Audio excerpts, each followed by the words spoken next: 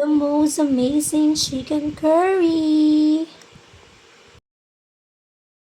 What's up, mga atichon ng guro na di perfect? So, hi guys! So, for today's video, magluluto tayo ng chicken curry. So, as you can see, yan, prinito ko muna yung carrots. And then, ganyan kasama mo chicken curry, piniprito ko muna yung carrots and patatas. Kasi, wala lang, para hindi siya madurog, para masarap. Iba kasi yung lasa niya pag prinito. So, ayan o. Yan, prituhin nyo lang. And then, kapag yung curry, hindi naman kailangan siyang pritong-prito talaga kasi maluluto pa naman yan pag sinama nyo mamaya dun sa mismong chicken curry. So, ano lang siya, para lang siyang tumigas. Sana all, matigas ang ulo. Ay, yan, ganyan. Ilagay mo na lahat, then halu-haluin mo lang. Padaan mo na sa mantika para maprito lang siya ng konti. Yan, ganyan lang siya, oh. Oh, look at that. Oh, di ba gumagalaw pa yung camera? Ang galing. Oh, look at that.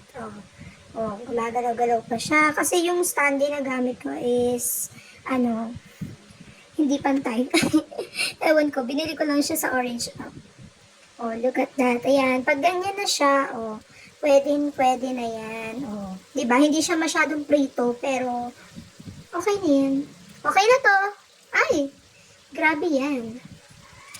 So, chikahan muna tayo, guys. Chikahan. Magigisa na naman ako din ng bawang, sibuyas, luya. So, chichikahin ko na kayo. And then, bell pepper pala. Ay, bell pepper pala muna. Ang, tawag dito, ang piprituhin bago ka magisa ng, Yung bell pepper, guys, hindi naman siya talaga actually piniprito. Pero gusto ko lang siyang prituhin. Kasi iba yung lasa niya. Ewan ko, nasasarapan ako sa kanya kapag prinito siya. Kasi parang feeling ko mas lumalabas yung flavor niya kasi humalo na siya sa mantika bago ka mag-isa ng bawang at sibuyas. So, alam nyo guys, sobrang stressful ang life for today's video. Oh my God, the past few weeks is so nakakapagod. Diba? So, nakakapagod kasi basta mahirap, nakakapagod. So, mas madaling magluto kaysa magtrabaho. Ay! Grabe yan! So, ayan, halu-haluin nyo lang hanggang sa maluto para maghalo-halo yung lasa nila. Alam nyo ba, yung chicken curry, masarap siya kapag yung medyo tinusta nyo yung pero hindi ba siya tostan-tosta, yung mga bawang, sibuyas, and luya, tapos pag ginag-halo-halo na sila, and then, mas malasa siya. Tapos yun, kapag gano'n na siya, ilagay nyo na yung chicken. And then, yung chicken na yan is lalagyan nyo na rin yan ng chicken cube. Itong chicken cube na to, ito ay chicken cube sa Dali. Tinry ko lang siya. And then, sarap din naman siya. And then, yung pambansang panlahok, yung mga, na yan, sa Dali ko rin yan binili. So, ayan. Oh, look at that. And then, yan, paminta. Or the papa. Yan. Ang masarap na paminta. That's my favorite talaga. Gusto ko talaga sa mga ulam yung madaming paminta. Ewan ko, hindi man siya napipili. Pero ayoko ng pamintang buo. Gusto ko yung durog na durog. Tapos yan, yung iba asin yung nilalagay ako. Nilagyan ko rin naman siguro yan. Ay, hindi sure. Dahil nilagyan ko yan. Hindi ko lang pinakita sa inyo. Patis lang yung nilagay ko dyan. Yan, patis. Oh, diba? Tapos haluin mo lang yan. Tapos napansin ko dun sa chicken cube sa Dali is siya, sobrang tigas niya, girl. Kasi tigas ng mukha mo. Ay! Grabe, gigil yarn. So, ayan. Kapag ganyan na itsura ng manok na yan. Ay! Grabe, napaka-attitude talaga.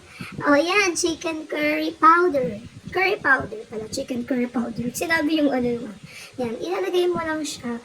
Actually, dyan talaga manggagaling yung kulay ng chicken curry. Kaya kapag nagki-curry ako is, madami akong nilalagay kasi masarap siya. Kasing sarap ko. Ay, grabe naman talaga. Oh, look at that. Look at the texture. Look at the juiciness. Look at that. So, masarap. Ay, napaka-arte. So, may nakita rin pala akong gata sa Dali. So, tinry ko siya. Pwede na. Kasi mas mura siya sa Coco Mama.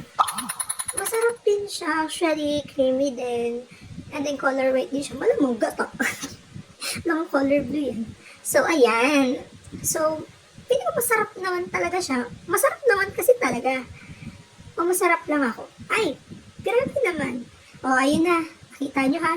Nilagyan ko ng asin yan ha. Makasabi niyo naman, di ko nilagyan. O, dinagdagan ko lang yung pampalasang malupit na malupit na malupit sa pinakamalupit. O, yan. Tapos nilagyan ko pala ng sili. Kasi gusto ko yung medyo spicy. Ay, bumalik na naman ako sa spicy era ko.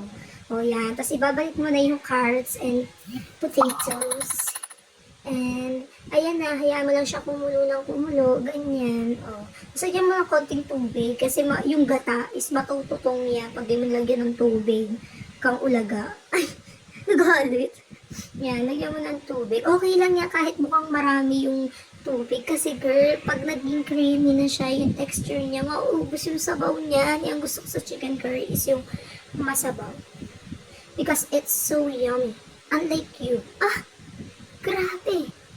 Oh, look at that. Oh, diba? It's so yummy. Oh, yan. Ganyan-ganyan mo lang siya. Para lang yung chicken, yung curry powder niya is, hindi siya yung buo-buo dun sa manok mismo. So, hayaan niya lang siya kumulo. Then, after that, yan na siya. Pag kumukulo na siya. Diba? Maganda rin may tsura niya, girl. Saka, promise, masarap din yung gata. So, actually nga, mas gusto ko siyang bilhin kaysa sa Coco Mama. Yung Coco Mama kasi manamis-namis na. Ito kasi talagang para siyang gata. Yung gata lang talaga mismo. Yung totoong gata. Yung galing sa ano. Galing sa ano? Ba't hindi ba galing sa ano? Yung sa ano? Basta, iba yung lasa niya. Makatotohanan siya. Hindi siya kagaya nung isa na parang may halo na ano, para maging creamy. So, ayan. O, ayan, kumukulo-kulo na. And then, kapag ganyan na yan, tingnan mo lang kulot na yung patatas, then luto na.